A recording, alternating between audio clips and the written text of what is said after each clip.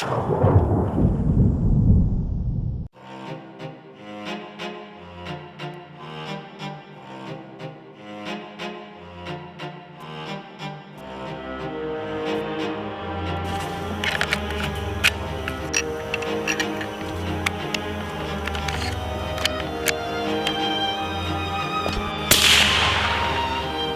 everybody, Aaron Cat with Sage Dynamics. This week's video, we're taking a look at the Hi-lux Pentalux Tac V 4-20 by 50 variable mag optic.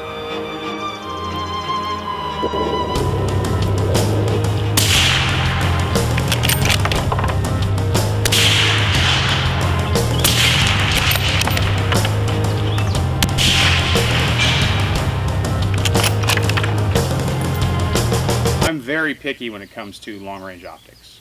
Reason being, I'm shooting long range and I need an optic that's going to be precise at distance, it's going to be durable, it's going to be intuitive, it's going to be easy to use, and it's going to hold up to, well, I mean, I said durable, but I mean hold up to just everyday use. Hi-lux, I think this is the third Hi-lux optic I've taken a look at. This is the first, what I would consider a long-range optic I've looked at. The Pentalux kind of appealed to me initially just based on what they had to say about it. Hi-lux is very big on talking about its durability, so obviously, you know, I'm like, well, okay, let me get a hold of one and put that to the test. Georgia Optics pushed this one over to me. Now, Hi-lux is not a brand that is synonymous, for some people anyway, synonymous with long-range quality. They're kind of a new kid on the block when it comes to that. At least that's the perception. But they've actually been around for quite a long time. And when it comes to legacy optics, such as your older inertals and things like that, Hi-lux is one of the only companies, I think they might be the only company still making those optics for people that want to use legacy optics, historical optics. So that definitely appealed to me. It seemed to be that they definitely had a passion for what they were building.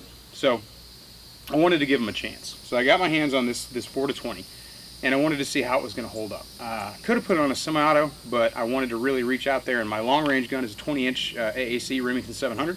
So I took my Leupold off, threw this Hi-lux on, and went about my normal practice training regimen to really get a feel for the optic.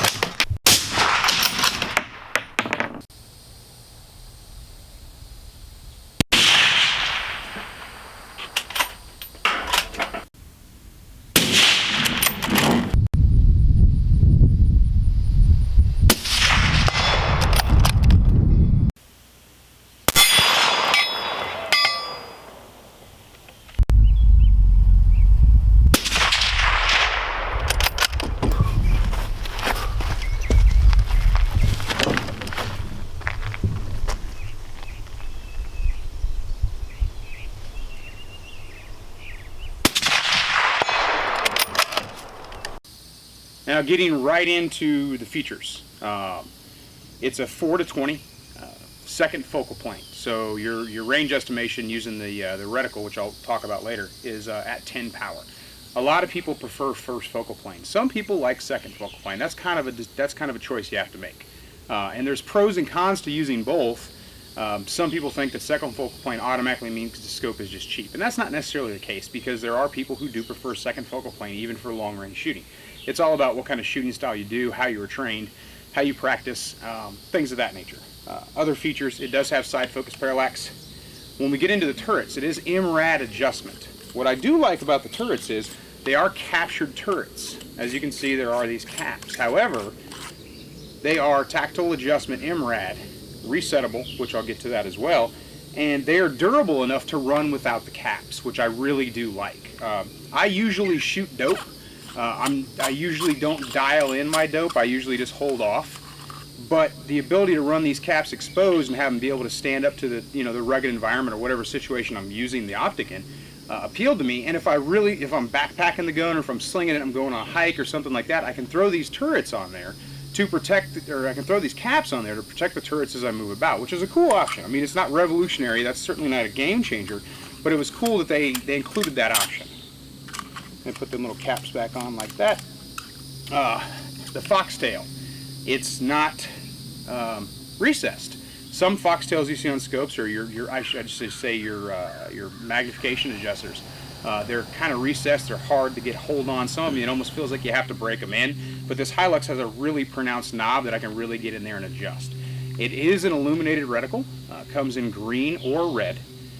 This particular one is green. Unlike the Hi-lux that I reviewed before, the 1:4 variable mag optic they did, this one is very visible during the day, as I'll show you. I was actually quite impressed with the fact that if I wanted to use the variable mag optic during the day, I could. Whereas in that previous model, unless it was overcast or twilight conditions or dusk conditions, I really wasn't able to see the illuminated reticle even on the max power setting. As you can see, this one, you've got 3 night vision settings, and then it goes up to max power would be setting 10. Definitely something you can use even in bright sunlight. If it's overcast, obviously if it's dusk or even nighttime, it's going to be even more visible.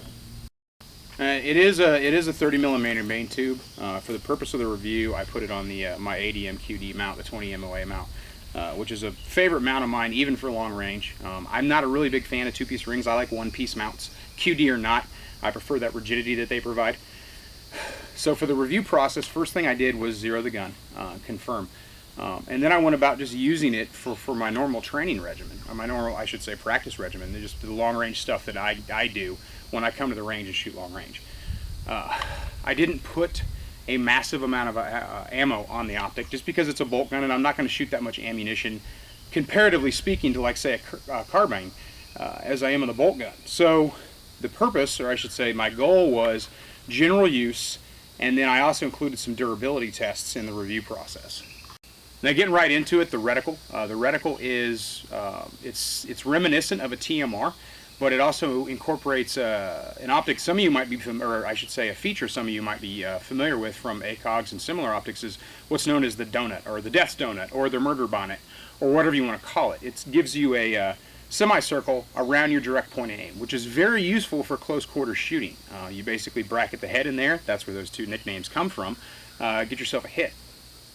But the substitution lines are TMR instead of MOA, which I do appreciate. I don't like the MOA dots. I don't like the Marine Corps MOA ovals.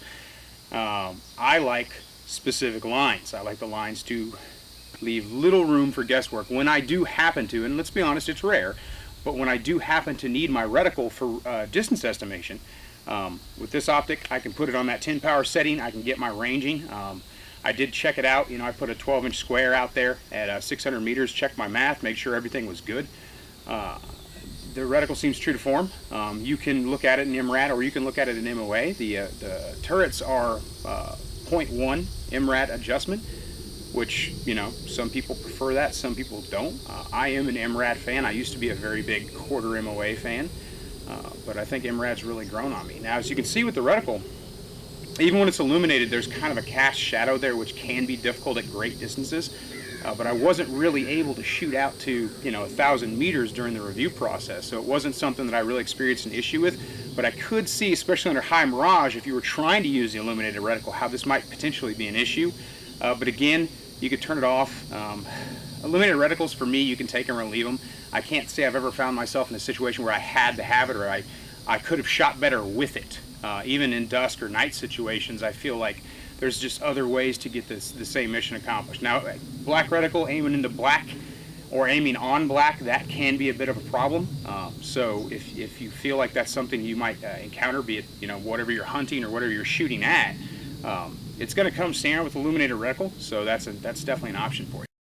So the turrets are 0.1 MRAD or mil, whichever term you want to use. What I thought was really cool about them is the reset feature. A lot of turrets out there, graduated turrets on graduated optics, they usually have a screw, or some of them you just pull up on and you readjust and you reset back to zero once you've zeroed the gun. These actually have 3 screws, which some people might think overkill, but I'm like, if you can do it, why not do it? So you have to, as you can see, you got to loosen all 3 of these screws on 3 different sides of the turret to reset it. So it's got to be purposeful. I know, me personally, there have been a couple times in my life where I have, you know, zeroed a gun or re-zeroed a gun, and I've loosened that screw and I've you know, tightened it back down and just kind of didn't think about it, and it wasn't tight enough, and then eventually that turret came loose and started screwing around, and then I had to go out and re-zero the gun before it was time. So I do appreciate the fact they put in there. The adjustments are very crisp. I don't feel like there's any play or over travel going either way. Adjusting windage, elevation. Parallax is the same way. The parallax knob obviously doesn't have tactile adjustments. It's kind of free floating movement, but it does take conscious pressure to adjust that parallax, which I really appreciated. The knob on the illuminated reticle control is tactile movement, so you purposely have to get those clicks, which is better than it just kind of floating in there being a little easier to move. You don't want to bump it inadvertently to turn your reticle on or off, kill your battery, what have you. I don't consider the Hi-lux to be a budget optic. I would consider it an entry-level optic, depending on what your focus is. If depending on what kind of shooting you're going to do, this might be all you'll ever need, and you're not looking to get into this optic until you have enough money to buy another one. I consider it to be entry-level. That's just my personal opinion. The biggest elephant in the room when it comes to all optics is durability, especially with magnified optics. Is it going to retain zero if it gets bumped around a little bit? Well, once I got the gun zeroed, I went ahead and shot this confirmation group.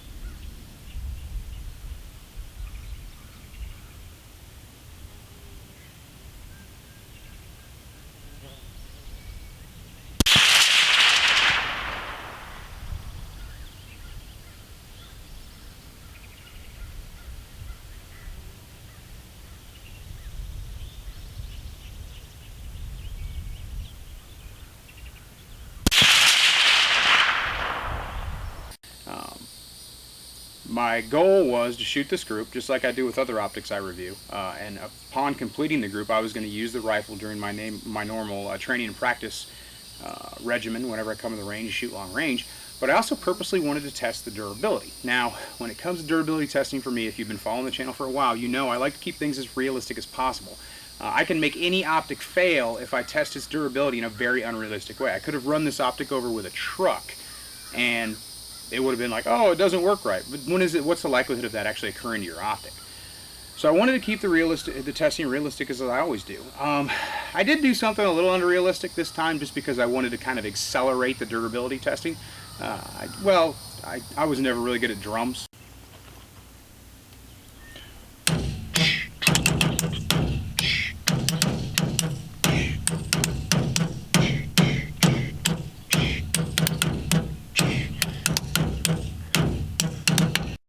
So yeah, pretty unrealistic, but also just underscored why I'm not a musician. After that, I did some drop testing. I didn't do anything crazy with it. I did just what I would call stack drop testing. You lean your rifle up against something and it just falls over. Happens all the time. You should get down, do about 25 push-ups every time it does, just to remind yourself that that's not something we want to happen. And of course, if this kind of fall occurs, you should definitely check the zero on your gun, especially if it's an occupational rifle. If you use this rifle for work, check the zero before you go 10-8. So I did some drop testing. I filmed 2, I did a bunch more. I did some on grass, I did those on that concrete landing, and then of course my little drum solo. Did it maintain zero? Did it maintain zero, or did it not?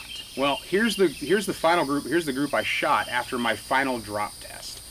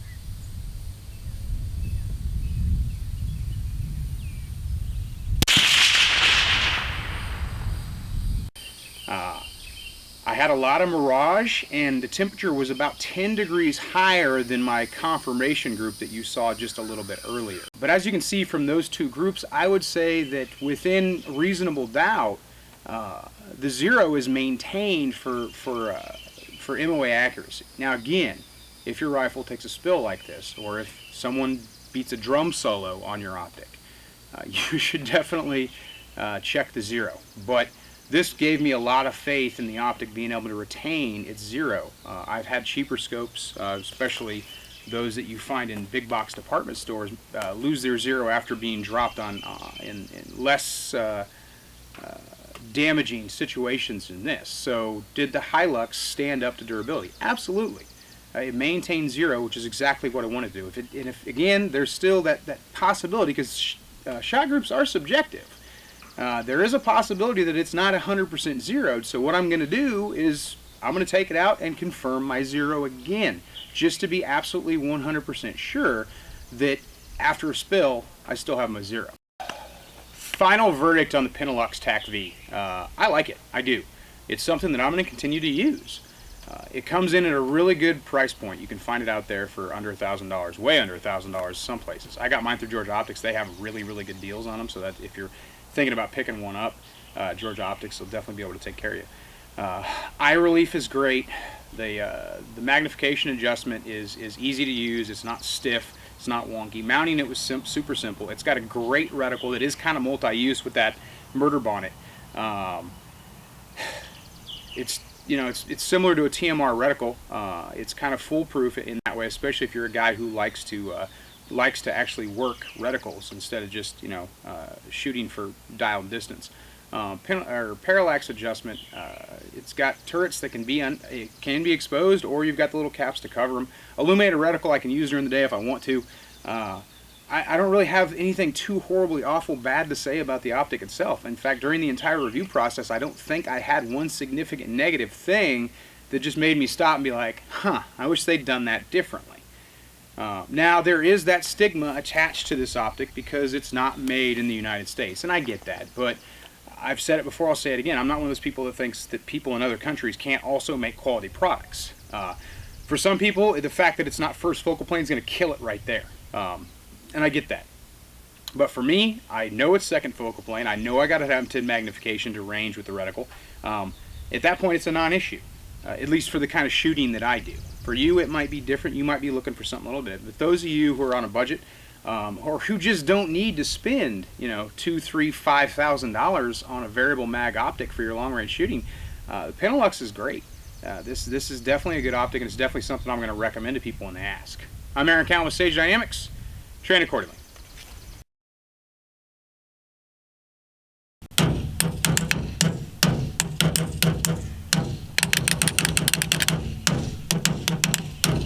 God, I suck.